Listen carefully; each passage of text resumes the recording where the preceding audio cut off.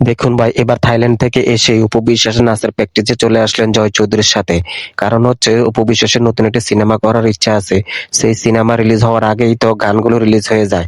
সে কারণে অপু বিশ্বাস তাড়াতাড়ি করে চলে আসলেন নাচের প্র্যাকটিসে। সেই জন্যই নাচ প্র্যাকটিস করছেন।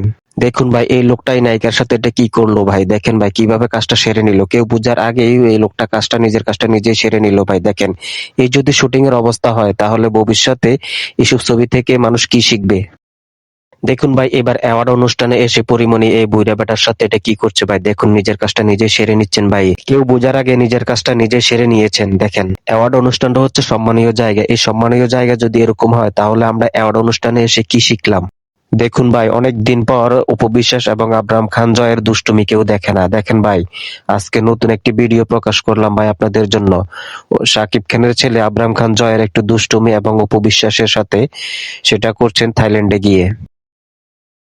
মা মানে তো শীতল ছায়া, মা মানে তো প্রাণ, মায়ের পায়ের তলায় আছে জান্নাতের স্থান।